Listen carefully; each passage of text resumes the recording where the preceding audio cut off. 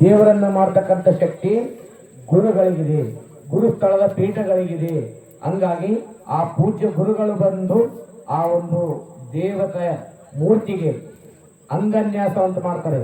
10 ಬೆರಳುಗಳಿಗೆ ಜೀವ ಕೊಡ್ತಾರೆ, 10 ಕಾಲು ಬೆರಳಿಗೆ ಜೀವ, ಕಣ್ಣುಗಳಿಗೆ ನವರಂಧ್ರಗಳಲ್ಲಿ ಜೀವ ಕಳೆಯನ್ನು ತುಂಬಿದಾಗ ಮಾತ್ರ ಆ ದೇವತೆಯ ಈಗ ಕಲ್ಲಿರ್ತಕ್ಕಂಥ ಮೂರ್ತಿ ನಾಳೆ ತಾಯಾಂಬಿಕವಾಗಿ ನಮಗೆ ದರ್ಶನ ಕೊಡುವುದು ಯಾವಾಗಂದ್ರೆ ಗುರುಗಳು ಜೀವಕಳೆ ತುಂಬಿದ ನಂತರ.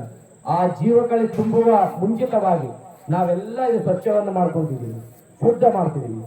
ಈ ಮನೆಯಲ್ಲಿ ಲಗ್ನ ಇತ್ಯಾದಿಗಳಿದ್ದಾಗ ಮನೆ ಉಳಿಸೋದು, ದೇವರು ಮಾಡ್ತೀವಿ, ಹಿರಿಯರು ಮಾಡ್ತೀವಿ. ಅದು ಯಾವ ಥರ ಅಲ್ಲ, ಇದು ಗ್ರಾಮದ ದೇವಸ್ಥಾನಕ್ಕಾಗಿ ಎಲ್ಲವನ್ನು ಸ್ವಚ್ಛ ಮಾಡಿದಾಗ ಮಾತ್ರ ನಾಳೆ ಆ ತಾಯಿಯ ಕೃಪಕಾರುಣ್ಯ ನಮ್ಮ ನಿಮ್ಮೆಲ್ಲರ ಮೇಲೆ ಬರಲಿ ಅಂತ ಹೇಳಿ ಎಲ್ಲರೂ ಮನಸ್ಸಿನಲ್ಲಿ ಸಂಕಲ್ಪ ಮಾಡಿಕೊಂಡು ನಿಮ್ಮ ನಿಮ್ಮ ಮನೆ ದೇವರನ್ನು ಸಂಕಲ್ಪ ಮಾಡಿಕೊಂಡು ಈಗ ಆ ತಟ್ಟೆಯನ್ನು ಕೈಯಲ್ಲಿ ಹಿಡ್ಕೊರಿ.